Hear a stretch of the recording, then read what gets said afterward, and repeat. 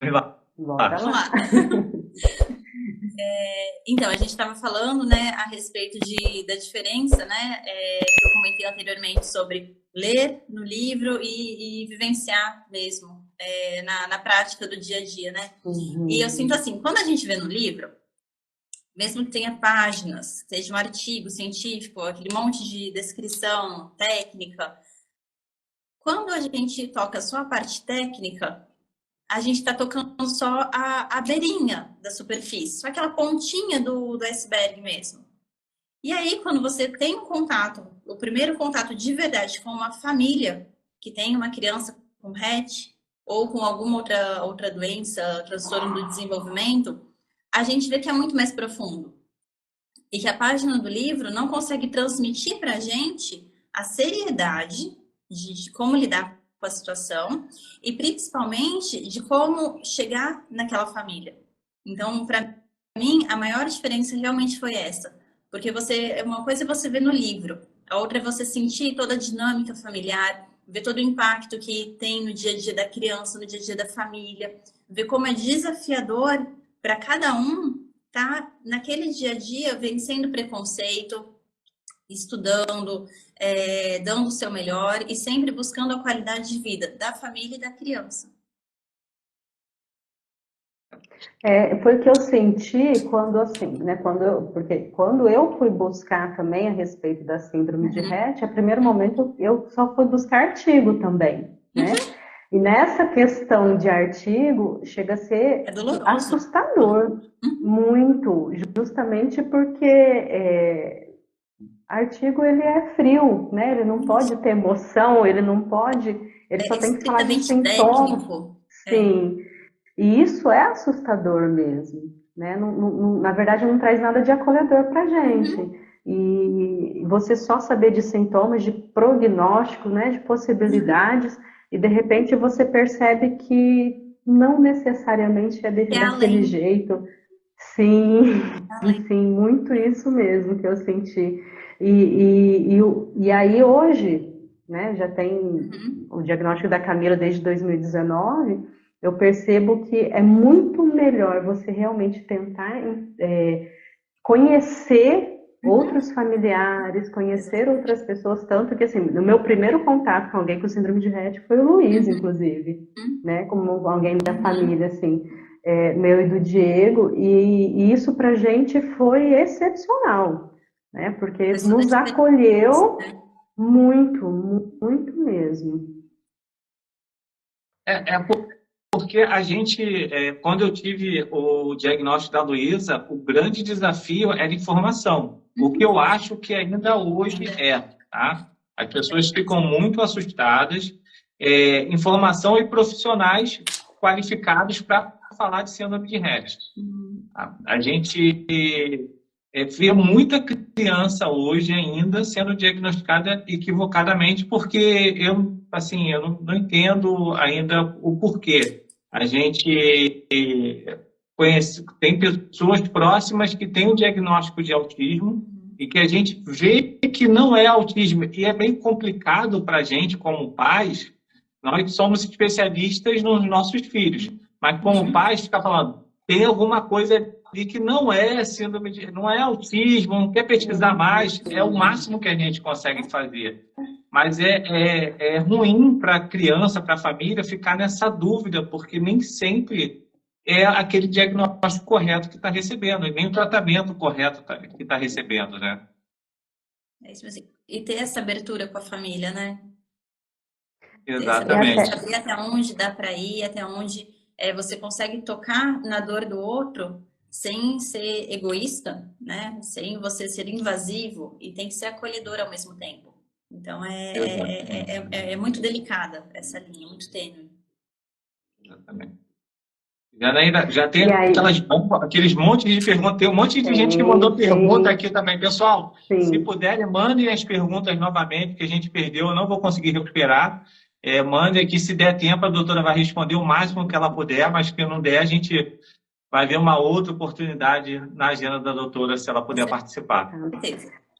Tá. Ó, teve algumas perguntas, na verdade, que vieram até de uma outra live que a gente Uhum. fez, né, que foi com a Cris, que na verdade eu não pude participar, quando a Camilinha não estava muito bem, e que a menina da Cris, a Maria Cecília, ela é uma hatch atípica, e aí teve bastante perguntas a respeito. Então, assim, primeiro, né, gostaria que você pudesse nos explicar qual que seria mais ou menos aí a diferença entre uma hatch clássica e uma hatch atípica, para a gente conseguir entrar um pouco nesse assunto.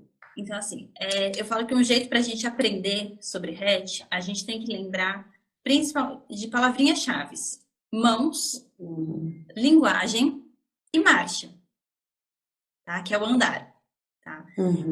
Então, tá. Sobre as mãos, a gente observa que tem uma perda das funções das mãos.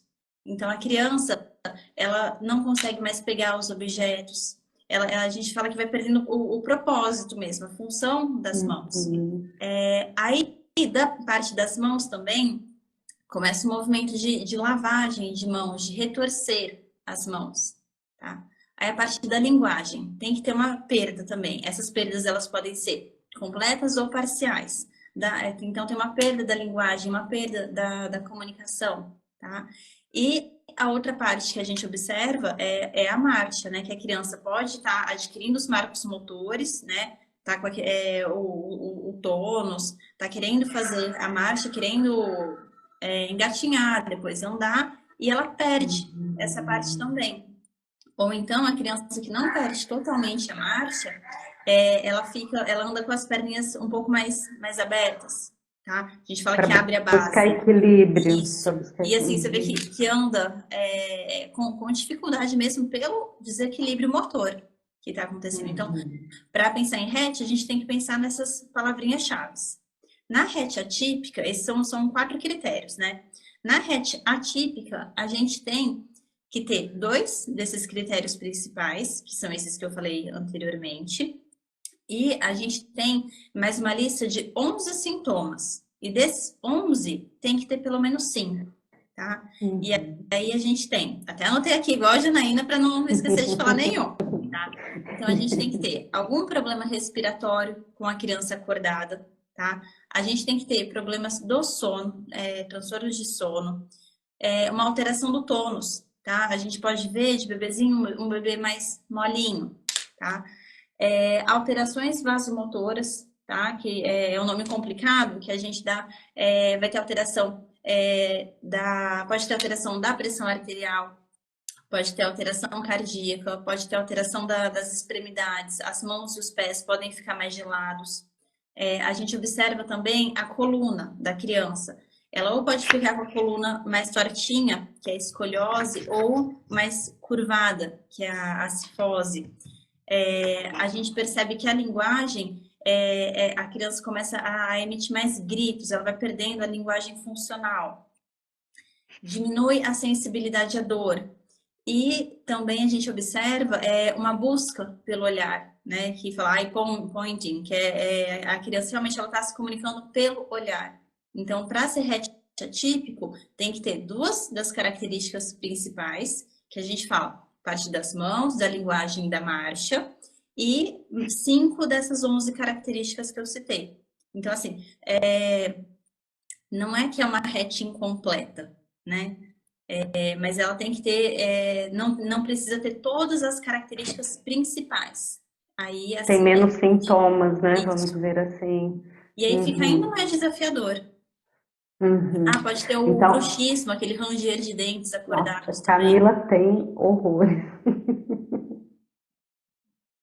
Essa questão do respiratório seria, por exemplo, uma apneia, né? Ou então a hiperventilação.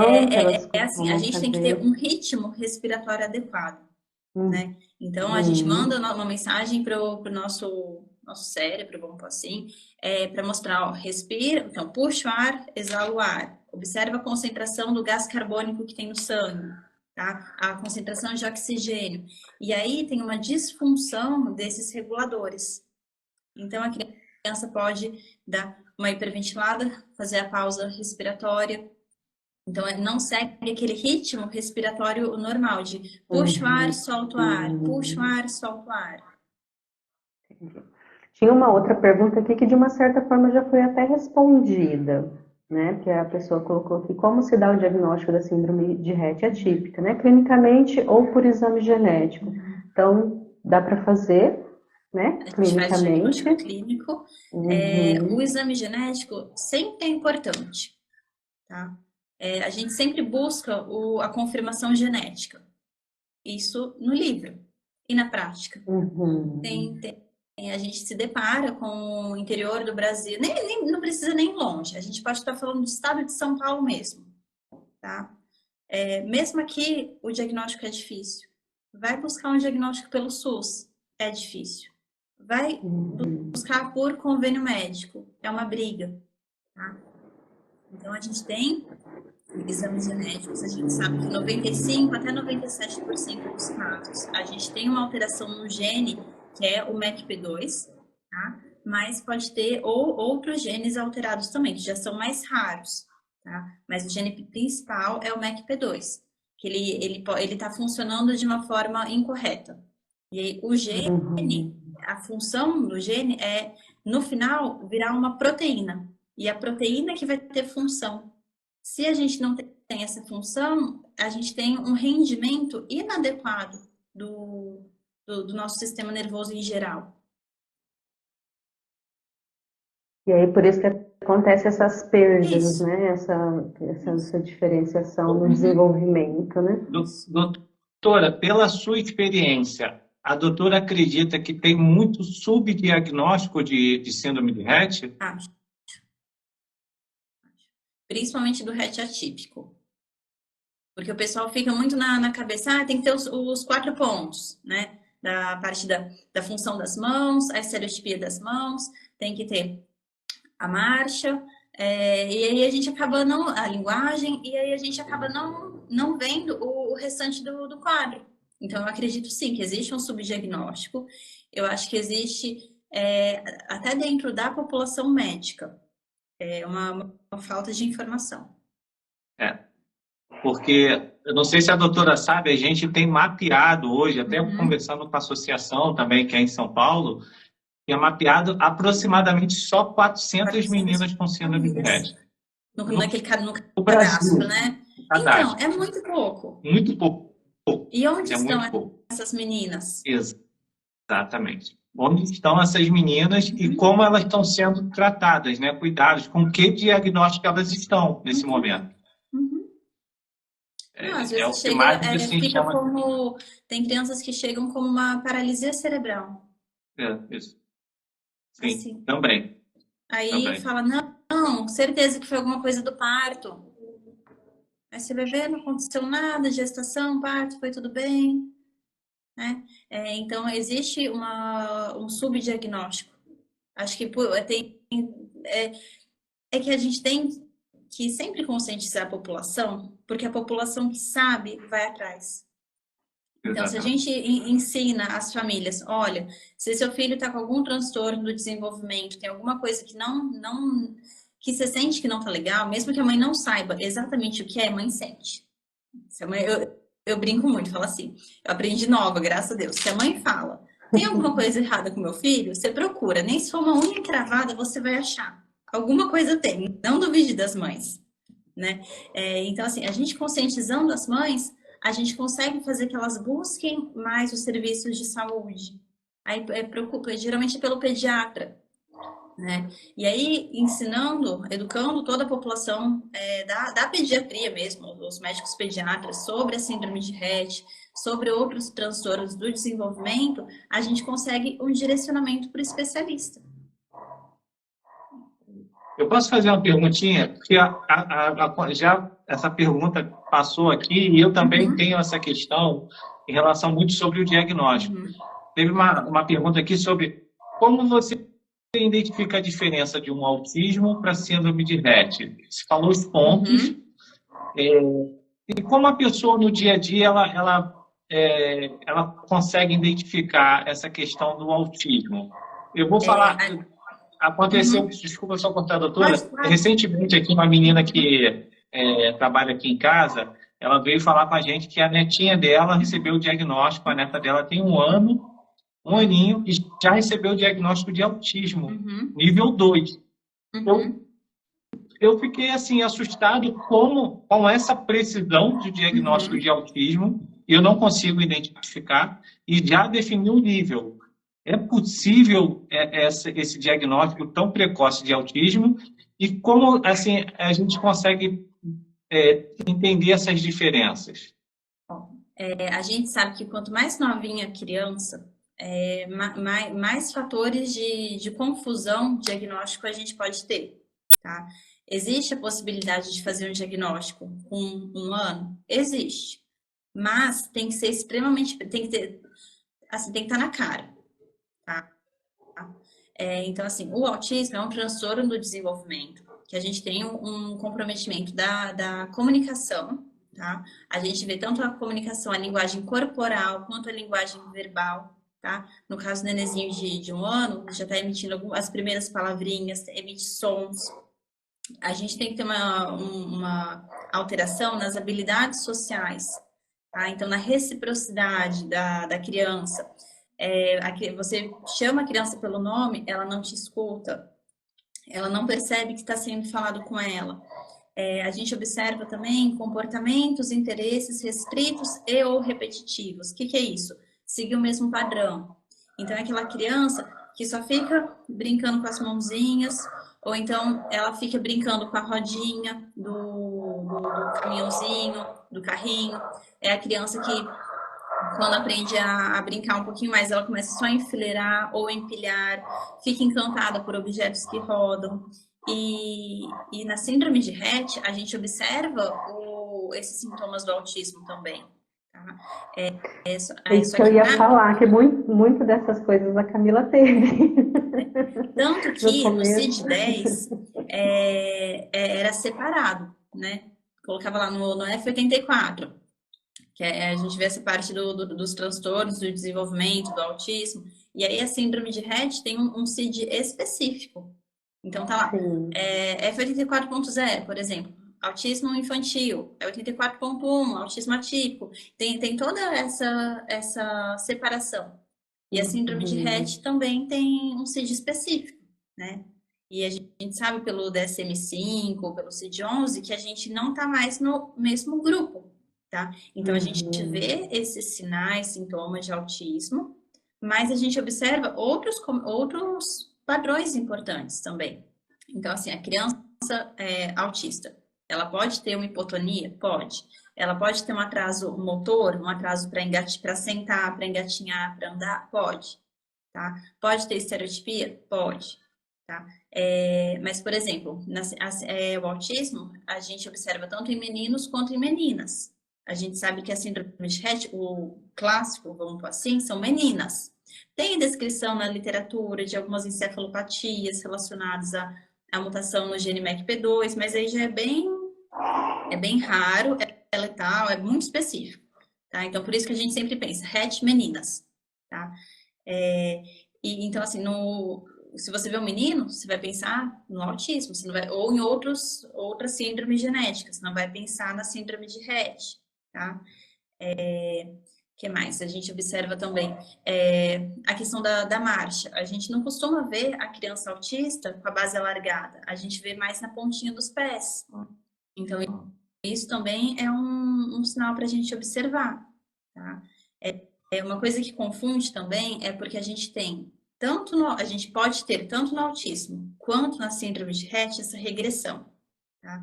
Então, a gente pode observar as crianças entre 1 ano, 1 ano e meio, que falavam algumas palavrinhas, tinham um contato visual, uma devolutiva social melhor, que elas foram perdendo essas habilidades.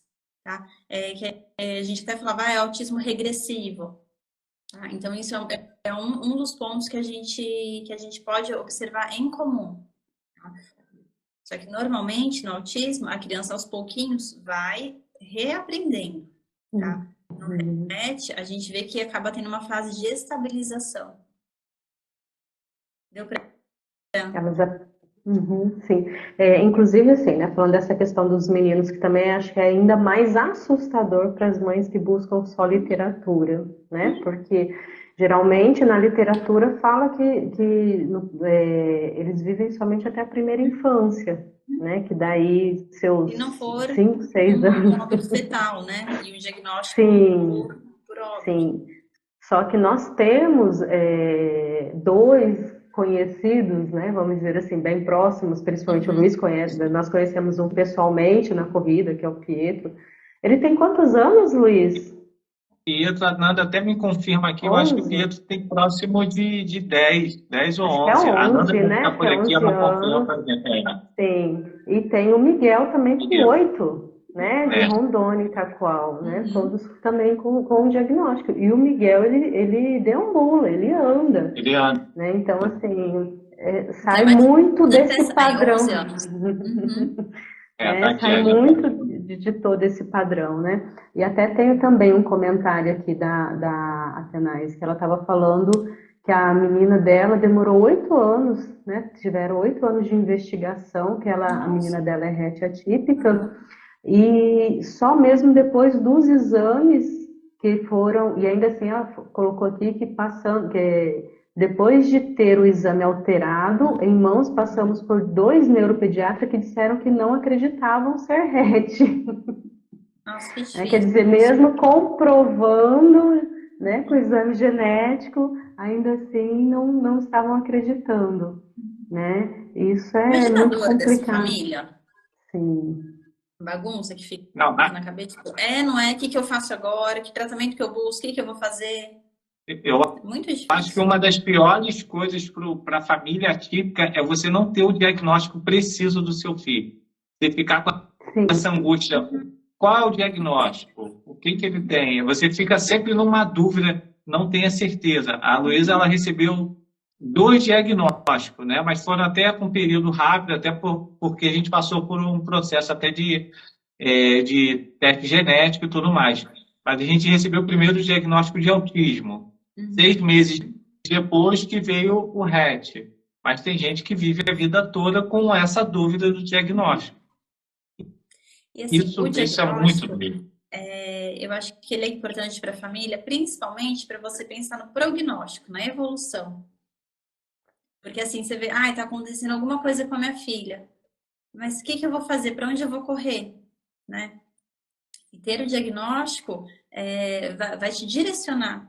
É para isso. O diagnóstico, eu falo, não é para a gente pensar o diagnóstico como rotulador, como uma coisa enrijecida. Eu falo assim, é como se você estivesse numa caverna perdida, aí você começa a ver uma luzinha lá no fim. Exatamente. O diagnóstico Exatamente. é para isso, é para você saber o rumo que você vai seguir.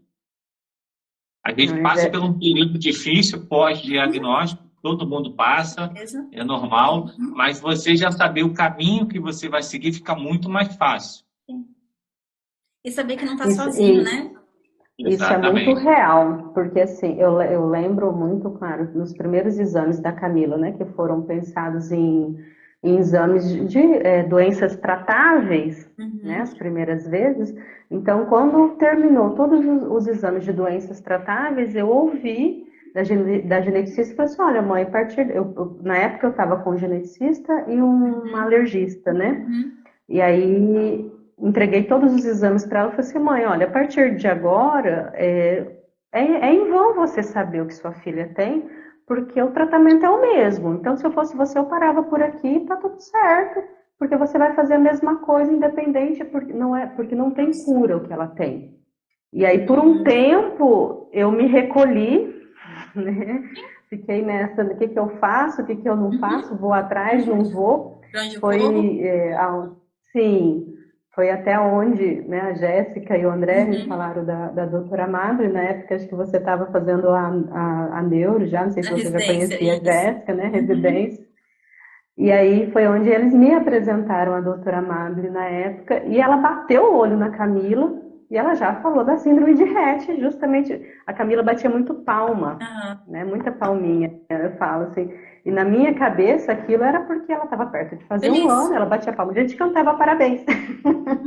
Mas era ela que tinha nos condicionado a isso, né? E a primeiro momento eu fiquei muito assustada, justamente pelo que eu li, né? Mas foi ela que nos ajudou nesse caminho mesmo de descobrir o diagnóstico dela. E assim, quando eu li foi amedrontador, né, pensando no prognóstico, mas realmente Sim. quando nós fizemos outros exames, primeiro por conta do plano de saúde, né, que demora, precisa de um e outro, até você chegar no principal, no caso da Camila foi o exoma.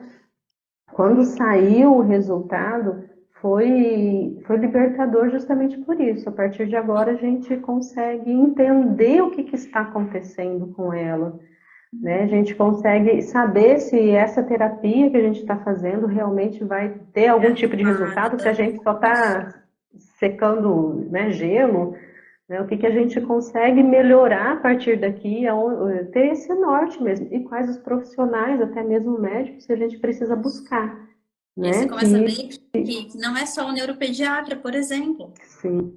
E você começa a ver, ó, tem que ter uma equipe para trabalhar a parte respiratória, tem que ver a parte cardíaca. Eu preciso manter a parte motora dela ativa, né? As terapias, a parte da deglutição. Então, assim, você já chega com um combo, tipo, é uma equipe, né? Não se faz, não se trata sozinho. Justamente. Eu vi aqui mais uma mãe falando aqui, ó, o Arthur, provavelmente eu perguntei já a idade dele aqui, para a gente saber. Tem mais um menino aqui, para a gente saber também. Janaína, tem uma pergunta aí bem interessante que a gente recebeu no chat, até te mandei. Depois, se você puder passar para a doutora também. Eu vi um aqui, ó. Existem... Ah, sim. Então, ó, primeiro tem um aqui. Existem graus da síndrome de Rett? Acabaram de perguntar aqui também. A gente sabe que tem as fases, né? Tem 4 estágios da síndrome de Rett, de acordo com a evolução mesmo da doença. E aí a gente acaba usando mais essa divisão, Rett típico de atípico.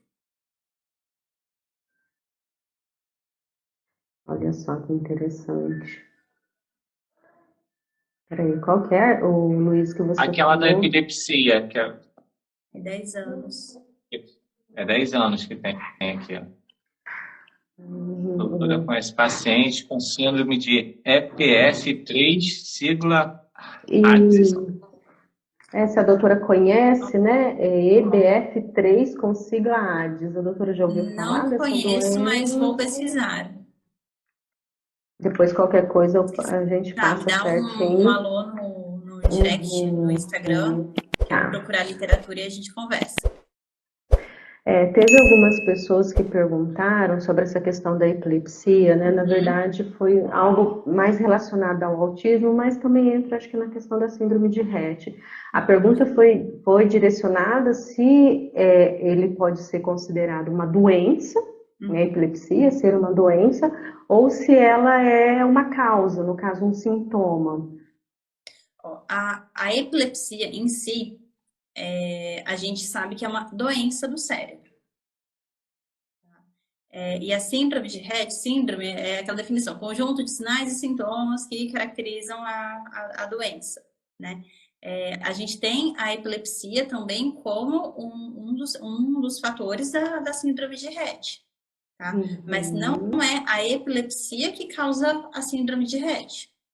A gente sabe que algumas epilepsias, tem alguns casos que são muito graves, que eles podem levar à regressão do desenvolvimento, tá? Mas a regressão, essas perdas que a gente observa na síndrome de Rett não são por conta da epilepsia, tá? Mas a criança com síndrome de Rett pode entrar, a gente fala que é estado de mal epiléptico, tá? Que é a criança que fica horas, dias em crise convulsiva, né? Pode ser aquela crise motora e pode ser outros tipos de crise que são mais difíceis de identificar, tá? Da criança ficar fora do ar, às vezes tem alguns movimentos de músculo mesmo que são diferentes do habitual, né? Uma sonolência excessiva.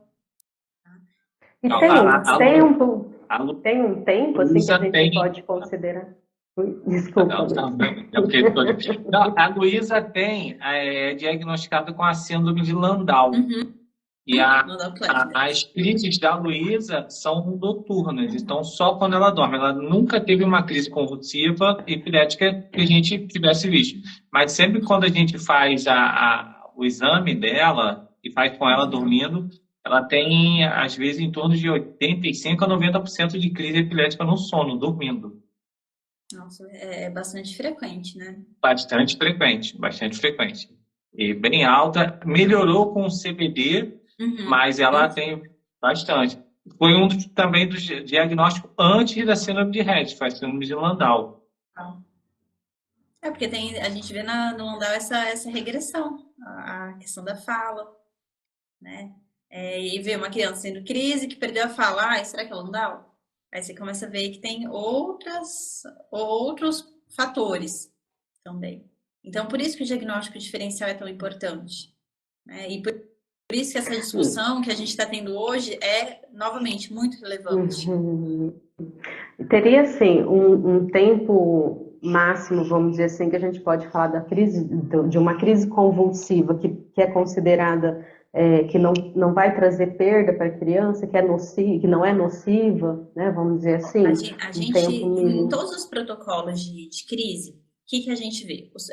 Nos primeiros 5 minutos, observar. Tá? Só que 5 minutos para uma família é extremamente angustiante. Tá? E quando a gente vê que são crises recorrentes, a gente tem algumas medicações que podem ser feitas em casa. Tá? De estabelecido mesmo, liberado no Brasil, a gente tem o diazepam via retal, que é muito difícil de colocar, né, por motivos óbvios, e tem o midazolam, tá? Nos Estados Unidos ele é liberado tanto via nasal quanto via bucal, tá? E só que no Brasil, você arrumar essa medicação é extremamente difícil. Eu mesmo conheço uma farmácia no Brasil inteiro que faz. Nossa, Esse midazolam. Então, o que a gente acaba fazendo é off-label, tá? É o clonazepam sublingual, que é o Rivotril sublingual, tá? Que a gente, para essas crises que a gente vê que a criança, toda vez que ela tem crise, ela tá entrando em estado de mal. Então, são crises prolongadas, que demora para a criança sair de vez da crise. Então, a gente tem essas medicações que a gente fala que são intermitentes, né? Que é para o momento agudo da crise. Então, assim, os primeiros 5 minutos, normalmente, são de observação, em qualquer crise. Passou desses 5 minutos, a gente orienta, tem que buscar ajuda, tá? Então, ligar lá para o SAMU, para o seu convênio, enfim, para pedir o atendimento, tá? Dependendo, a gente sabe que às vezes é mais fácil a família pegar e levar a criança, né? Não é o ideal, mas... Não é o ideal, mas acontece, né? A gente às não vezes sabe... é necessário, A até gente não mesmo sabe sempre uma o tempo que ambulância vai demorar chegar, o né? socorro, isso. Sim, justamente. Então, assim, a partir dos 5 minutos, a gente começa a intervir com o medicamento. Interessante, até mesmo porque, assim, realmente, para a família, para a gente, assim, parece que é uma eternidade. Quando a Camila ainda tem alguns escapes, né? Tem vezes que as crises dela duram segundos, assim, que a gente não consegue nem pegar o celular para filmar. Mas quando chegava a durar 1 minuto e meio, parecia que tinha passado, sei lá, 10 minutos. Parece que você tá 30 minutos observando a criança em crise. Sim, e é extremamente angustiante. Dessa última vez, que a Camila esteve doente, né, ela teve um tipo de crise que ela nunca tinha tido. Que eu também não cheguei a perceber, foi quando nós levamos ela para o hospital, porque assim, ela estava com problema, gripou, né, problema respiratório, e a gente tem hoje um suporte de oxigênio em casa para uso de emergência, estava usando, que eu levei ela no hospital, o médico falou, não, vamos tentar tratar em casa. Então, comecei a colocar com o oxímetro no dedo dela, de repente, do nada, a saturação dela baixava, como ela fechava o olho e ficava ofegante, para mim era uma crise respiratória que ela estava tendo, e a saturação voltava, só que assim, baixava, chegava no 82, e de repente voltava, né, com o oxigênio, ela com a 2. do E nada. sem mexer Fiz isso no volume. sem mexer em nada. Mesmo eu mexendo, doutora, na hora que eu subia, não subia a saturação dela. E aí eu não sabia dizer o que estava acontecendo, né? E chamei a ambulância, tudo. Ela teve isso no hospital, foi onde eu chamei a médica que estava de plantão e ela me falou, isso aqui é uma crise convulsiva. Eu falei, doutora, ela nunca teve crise desse jeito.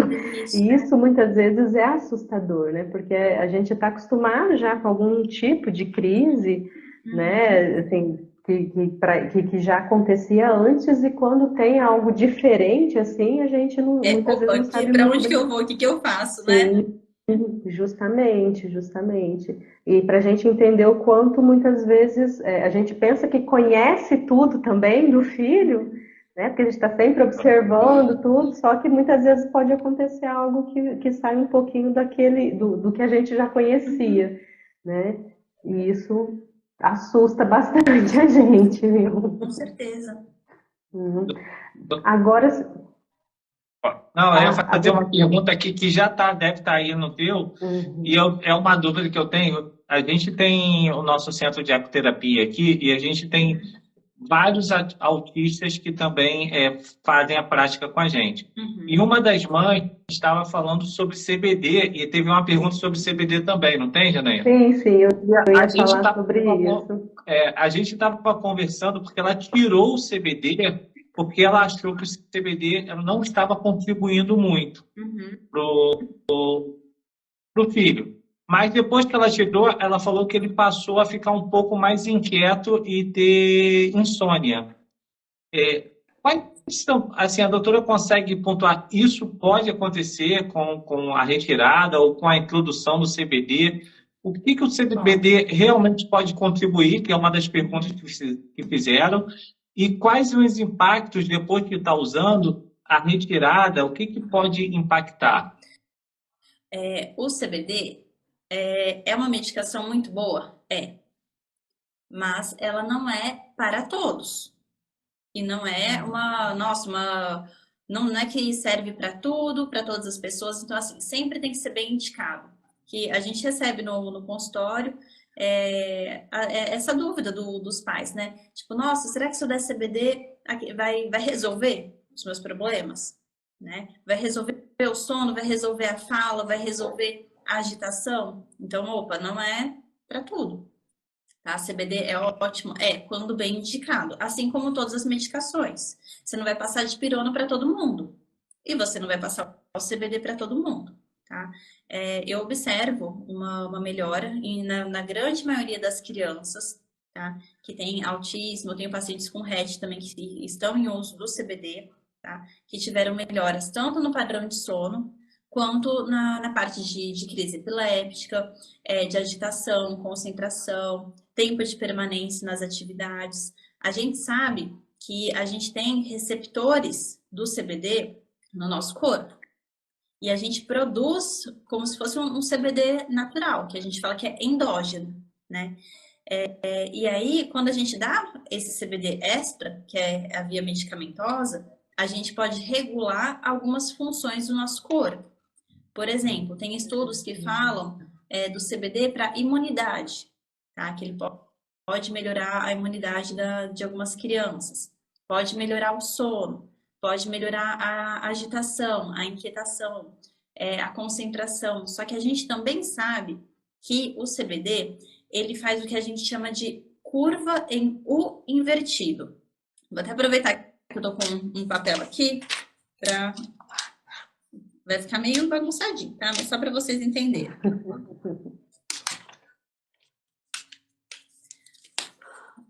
Tá dando aqui para ver? Sim. Então, ó, a gente imagina que é a dose e o tempo de tratamento da criança. Então, assim, quando a gente começa a medicação, a gente não tá vendo o efeito. Aí a gente vai aumentando a dose, vai aumentando a dose. Até que chega uma hora que a gente tá vendo o efeito. Só que se a gente continuar aumentando a medicação, a gente pode ter piora dos sintomas. Então, por que é tão delicado o uso do CBD? Que a gente tem que encontrar esse ponto de equilíbrio aqui. Não adianta uma dose baixa não vai ter um efeito significativo, tá? Pode até dar mais inquietação, mais agitação. E uma dose mais alta também pode não ter o efeito significativo. Pode ter uma piora dos sintomas, tá? Então, não é tipo, quanto mais melhor. Por isso que a gente fala que é um U, porque parece a letra U, só que invertido, tá? Porque ele tem que estar nessa faixa terapêutica, na faixa de efeito da criança. Então, por isso que na introdução do canabidiol, pode acontecer, do CBD, a gente pode ver a criança agitar, a criança parar de dormir. E aí, aí a gente fala, não, aumenta um pouquinho a dose. Aí o pai e a mãe falam, não, mas como que piorou? Por que eu vou aumentar? Aí fala, aumenta. Explico da curvinha invertido, aumenta. Aí melhora. Tá? E aí, não, vamos aumentar mais. Aí piora. Então, assim, é um equilíbrio muito delicado. Então, pode ter, não é uma abstinência, tá? É uma questão de uma regulação. Até porque as dosagens permitidas do canabidiol que tem a CBD e até os com THC, que é a parte psicoativa, não são em doses para viciar, causar dependência, nada disso. Eu ia até fazer essa pergunta justamente, assim, qual que poderia ser a diferença na hora de fazer essa prescrição, né? Que tem só o CBD e o CBD com THC, né? Qual que poderia ser a diferença aí, talvez dos sintomas? Muito individualizado. A gente normalmente, até pelos protocolos de pediatria, a gente normalmente começa com o CBD isolado. E aí, no segundo momento, a gente passa as outras formulações, que tem o Broad e o Full, que é o Full que tem o THC. Tá? Mas sempre o THC em dose baixa, menor que 0,3%, menor que 0,2%. Tá? É uma concentração bem baixa mesmo. Porque a gente não quer sintomas psicoativos, a gente quer controle de crise, controle de sono. Doutora, uma dúvida já é pessoal aqui minha em relação até à Luísa. A Luísa toma o CBD. O CBD, ele pode, um dos efeitos, né, colaterais pode ser o aumento de gases? Ou não tem nada a ver? Pode. A gente tem receptor no trato gastrointestinal. Tá? Então, tem crianças que podem aumentar a flatulência, então, assim, ter gases, pode acelerar o intestino. Tá? Então, tem essa... e a gente, às vezes, vê isso na introdução do medicamento. Então, eu tenho, por exemplo, uma criança, ela tinha uma história de uma constipação que não melhorava com nada. Aí, comecei o CBD para ela, por outros motivos, lógico, resolveu o intestino. Olha só. Então, mais um ganho, a mãe tá toda feliz. Né? Falando dessa questão da constipação, até a Nanda colocou aqui, pensando em questão de crise, se a constipação e gases podem ser gatilhos para crises convulsivas. Para ter a crise convulsiva, a gente tem que ter essa atividade do cérebro, tá? Tem que ter esse disparo do cérebro. O que a gente sabe? Que pode ter movimentos que simulam, não no sentido pejorativo, tá? Que, assim, que são parecidos da crise, mas não é a constipação em si que vai causar uma crise epiléptica, tá? A gente sabe que vai dar desconforto, pode dar esses movimentos diferentes das crianças, mas para ser crise convulsiva, crise epiléptica é do cérebro. A origem é no cérebro. Mas, por exemplo, se ela tem uma constipação, aí ela tem uma infecção intestinal ou de algum outro órgão, a infecção, ela facilita ter crises. A gente fala que diminui o limiar convulsivo, então fica mais sensível para ter a crise. Mas, assim, às vezes o fato dela ficar talvez um pouco mais irritada, acho que seria mais ou menos nesse sentido que ela quis dizer, né? Ela porque pode a constipação irritada, pode dormir menos, por exemplo. E pode causar uma crise. E aí pode causar uma crise. Que a gente sabe que o sono, principalmente a privação de sono, o despertar precoce, está relacionado com a epilepsia. Então, nesse sentido, sim. Então, quer dizer, se torna, na verdade, uma reação em cadeia. Isso, né? Isso. Teve uma outra pergunta aqui, já voltada, mas para essa questão da hipersensibilidade. Se a síndrome de Rett pode ter algum tipo de hipersensibilidade, vamos dizer assim, meio que parecido com autismo, né? Muitas vezes o autista tem uma hipersensibilidade auditiva, tátil, né? Na síndrome de Rett, isso também poderia acontecer. A gente vê que pode acontecer porque são sintomas de autismo. Entende? Então, assim, como eu disse, a síndrome de Rett, a gente tem essas características do autismo. Então, pode coincidir da criança, às vezes, ter uma hipersensibilidade auditiva. A gente fala que toda a parte sensorial da criança pode estar alterada. Então, pode ter alteração de tato, visão, olfato, audição, paladar, a parte do equilíbrio, da própria percepção. Então, todos os nossos sentidos, eles podem estar desregulados. Então, é como se o filtro da sensibilidade não estivesse funcionando adequadamente. Então, por exemplo, ela pode ter uma ou seja, uma baixa sensibilidade à dor. Tá? Isso é uma desregulação sensorial. A gente pode ter uma hipersensibilidade auditiva. Tá? Pode ter a questão paladar também, da seletividade.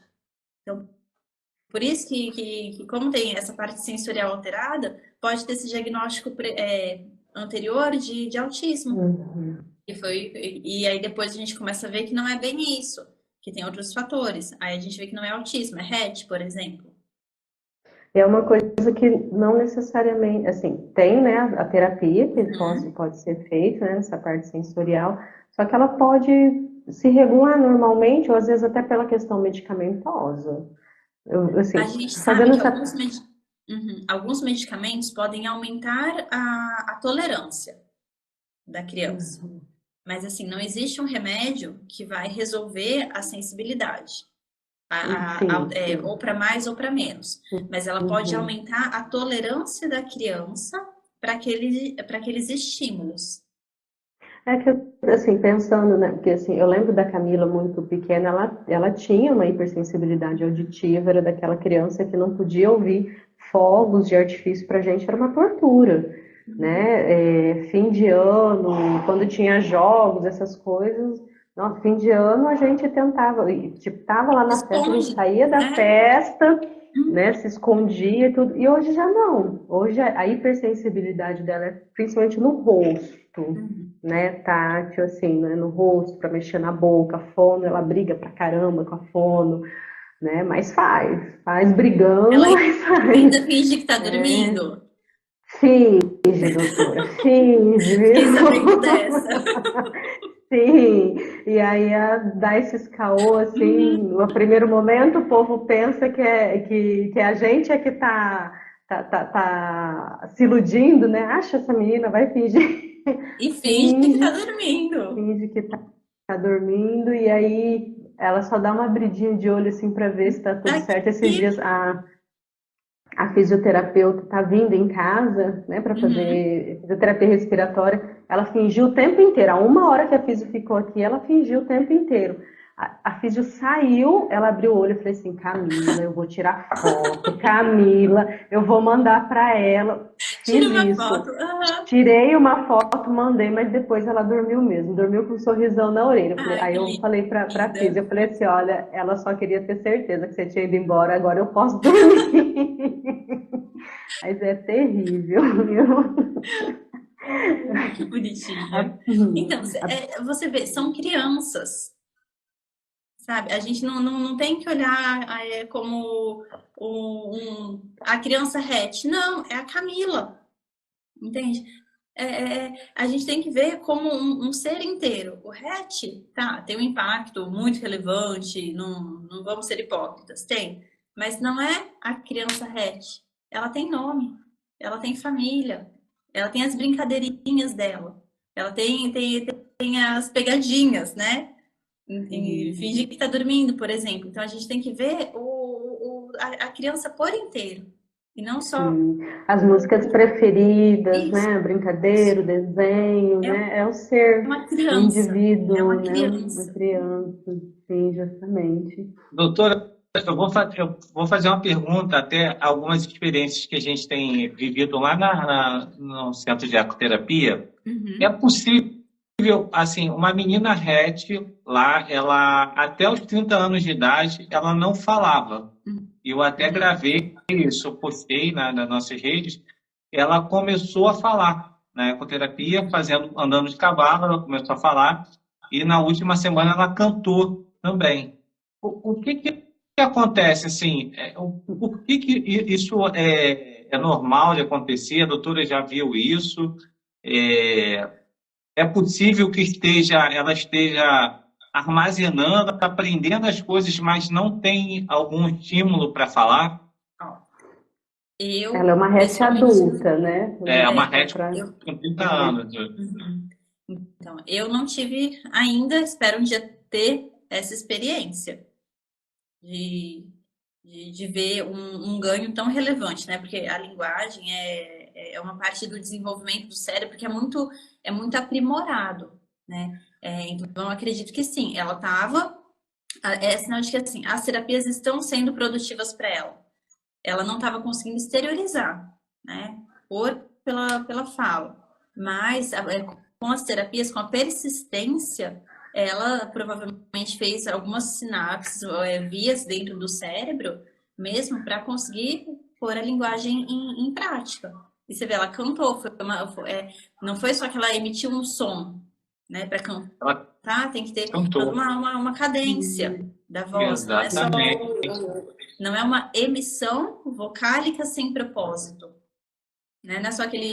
Chamou muita atenção que ela cantou a música e ela tentou até fazer a coreografia da música. Eu falei, Sim. é impressionante, ela tá armazenando aquilo de alguma forma que a gente não sabe, e o estímulo do cavalo, alguma coisa fez com que ela soltasse. Isso, A ela Luísa, com certeza é um ambiente confortável para ela.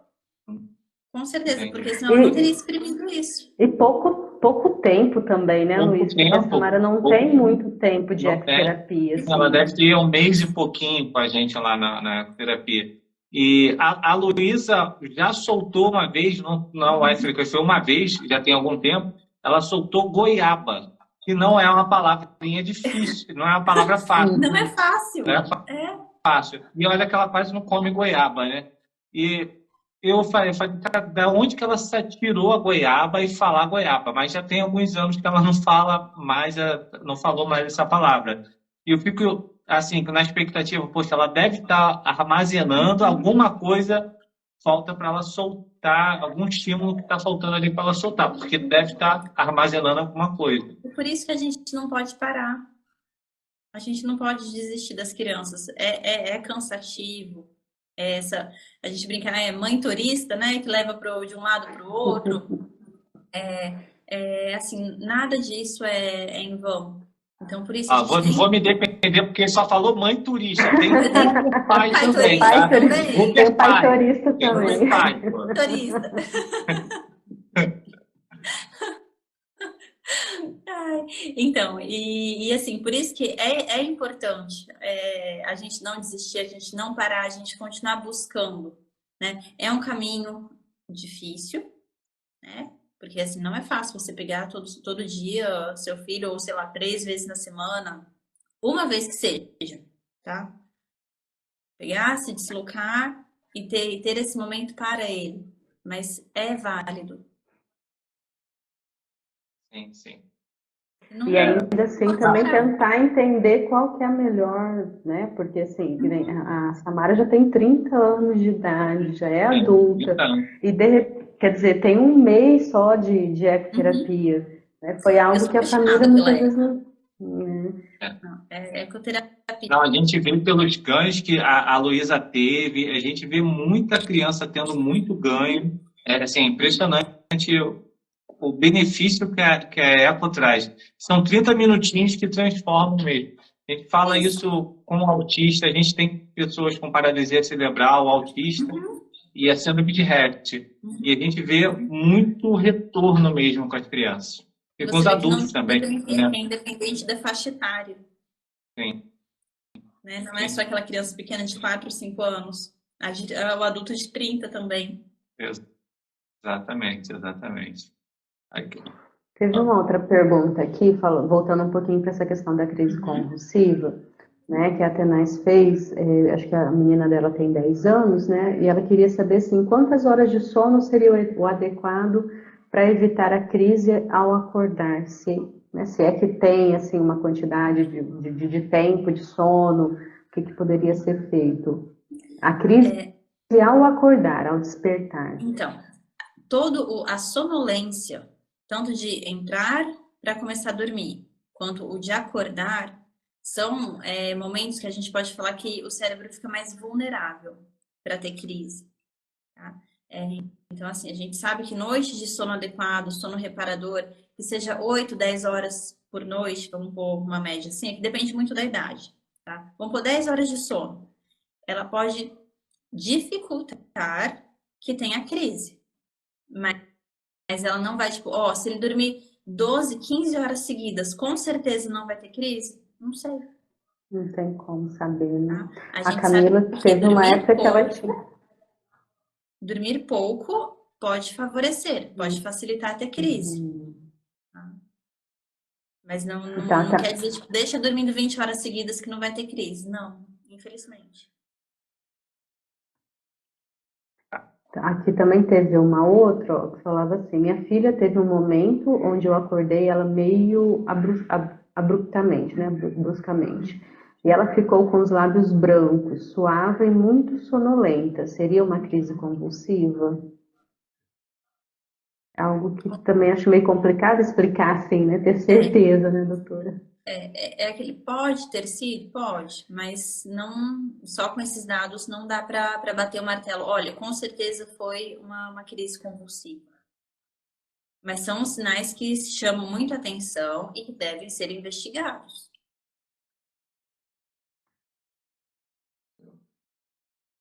Posso fazer uma perguntinha aqui? Eu acho que o horário da doutora aqui já está quase estourando, né, doutora? Imagina, vamos lá. Doutora, a gente vem fazendo esse trabalho de conscientização desde 2016. A gente vê que evoluiu algumas coisas, mas a gente ainda vê muita falta de informação e que a gente precisa evoluir mais. No ponto de vista da doutora, o que pode ser feito por uma associação para que a gente consiga conscientizar mais? Quando eu falo conscientizar mais, muito mais focado na área de saúde, para que a gente tenha cada vez mais profissionais capacitados, como a doutora, para falar de síndrome de Rett e para cuidar das crianças com síndrome de Rett. O que a doutora acha que uma associação, uma instituição pode contribuir para que a gente consiga conscientizar mais pessoas? Pensando na área da saúde, por exemplo, na medicina, a gente sempre tem as ligas acadêmicas. Tá? Então, tem lá liga de pediatria, liga de neuro, liga de cirurgia. Então, assim, né, buscando nessas faculdades fazer aulas, né? Uma aula que você dá sobre Rett, ou não precisa ser você ativamente, mas assim, propor para o pessoal, não, vamos fazer um seminário sobre síndrome de Rett. Você já conscientiza lá, vão pôr 20 alunos. São 20 alunos que vão sair formados sabendo identificar. Ou então, pelo menos ligar o sinal de alarme. Tá? Então, assim, eu acho que campanhas em faculdades, tá? Até, por exemplo, uma coisa simples, se você deixar um cartaz numa faculdade, coloca um cartaz roxinho, todo mundo vai olhar. E assim, aí a gente espera que a pessoa olhe, tipo, poxa, o que é isso daqui que eu tô lendo?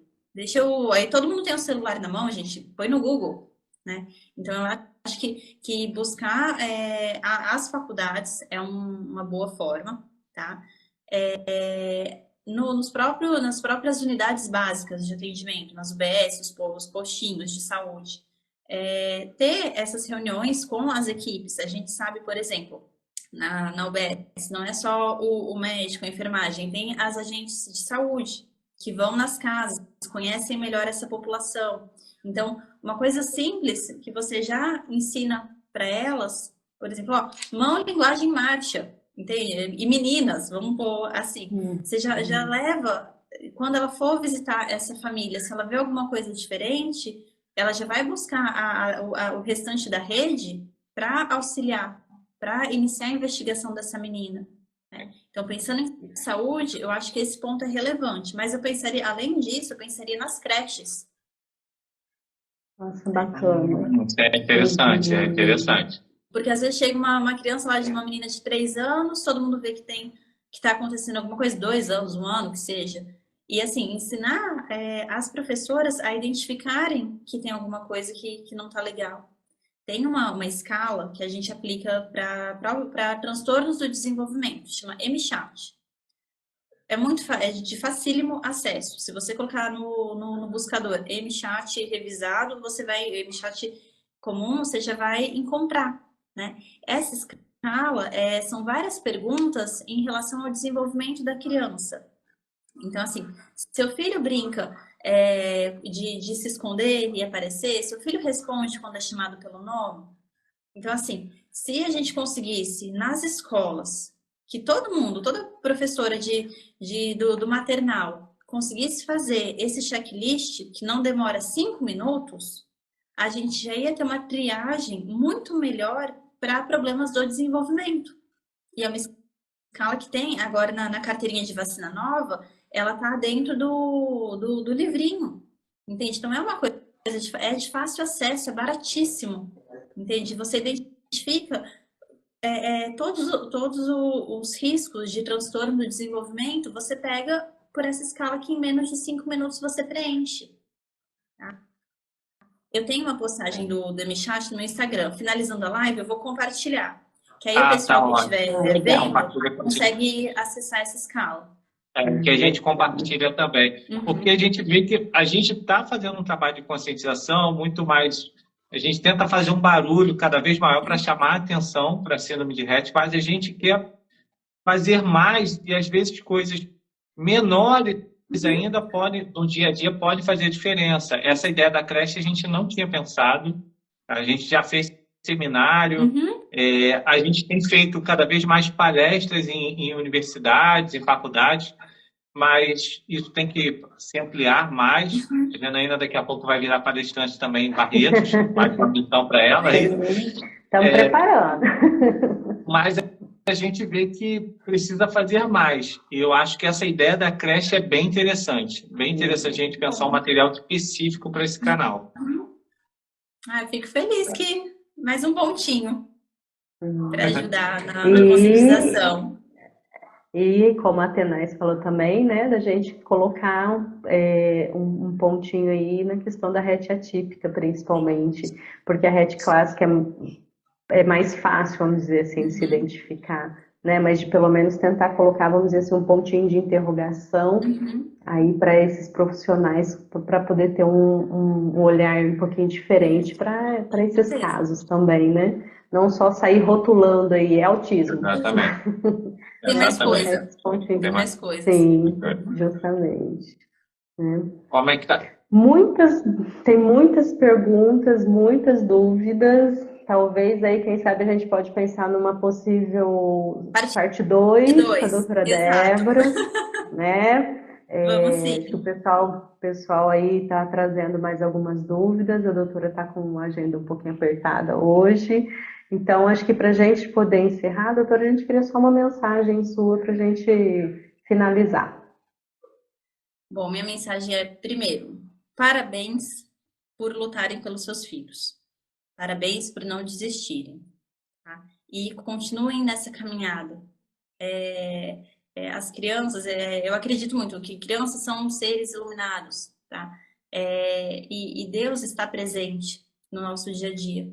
Então, eu acho que quando a gente está se deparando com um desafio, a gente tem que procurar a nossa rede de apoio, tá? A gente tem rede de apoio, família, amigos, a religião pode ser um ponto de apoio, e conversem com outras mães, conversem com outros pais, busquem, porque assim, eu falo sempre para as famílias, por mais que eu esteja aqui, que eu tenha empatia, que eu entenda a situação, só conversando com uma outra família que tem uma criança com qualquer transtorno de desenvolvimento que vai te entender na pele.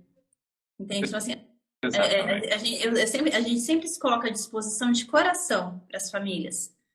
Mas quem realmente vai vai te entender verdadeiramente, vai ser o outro pai, outra mãe. Então, na sua rede de apoio, tenha essas outras famílias. Eu acho a iniciativa aqui maravilhosa, porque você consegue reunir famílias do Brasil inteiro em prol de uma doença rara, entende? Então, você tem várias mães, vários pais conversando sobre as mesmas dores. Então, não desistam dos seus filhos, busquem rede de apoio e, principalmente, não deixem de cuidar de você. Cuide do cuidador. Exatamente. Não fica só... a criança é importante, lógico, a gente está aqui por conta delas. Mas se o cuidador, se o pai, se a mãe, se a avó tá lá com a saúde mental, com a saúde física boa, essa criança com certeza vai ter uma vida melhor. Então, também se cuidem. Façam exames de rotina. Tá vendo? Pessoal, vamos treinar, vamos correr. Ó, vamos treinar, vamos correr, caminhar. Ó, tem a corrida por internet, próxima todo mundo correndo. Vamos treinando, pessoal. Isso aí vai Quem sabe a doutora Débora vai estar numa corrida, né? Já estou me preparando aqui. A Jéssica está treinando. A Jéssica é minha prima, é personal dela. Eu falei, pode preparar ela, viu, Jéssica? Para ela poder estar junto com a gente. Vai ser ótimo. Doutora, então, muito combinado. obrigado. Muito obrigado. Eu que agradeço o convite. Meu carinho. O seu fã-clube estava aqui, porque aqui, doutora maravilhosa. O fã-clube da doutora aqui também. Elas são lindas, nossa. É muito bom receber esse carinho. Muito obrigado mesmo, muito obrigado. A doutora fala com muita clareza, com muita tranquilidade. Isso é muito bom, ainda mais para um tema tão delicado como é a síndrome de Rett. Contribuiu demais para a gente. Muito obrigado mesmo. Precisamos de uma parte 2 para a gente conseguir falar um pouquinho também do trofinetide, né? Teve algumas outras perguntas que nós não conseguimos responder. Então, assim, o pessoal que tiver algumas perguntas pode mandar aí no FUIRET, pode mandar para mim, que a gente vai anotar e a gente já vai ver aí na agenda da doutora, nem que demore um tempinho aí. A gente faz parte 2, pensar na parte 2. Tá. Não fala isso pra gente, não, viu? Vamos marcar. Agora, que a gente empolga. Isso aí. Obrigada, mas pode viu, empolgar. doutora? Vamos continuar. Gente, só, na próxima quarta-feira, mais uma live. A gente tem um anúncio muito legal para fazer na próxima quarta-feira. Janaína aí que vai fazer um anúncio bem bacana. Sobre o nosso trabalho de conscientização. Então, não deixem de ficar ligados na próxima live de quarta-feira, tá bom? Boa noite a todos. Gente, beijo, boa noite. Tchau. Até. Tchau. Tchau.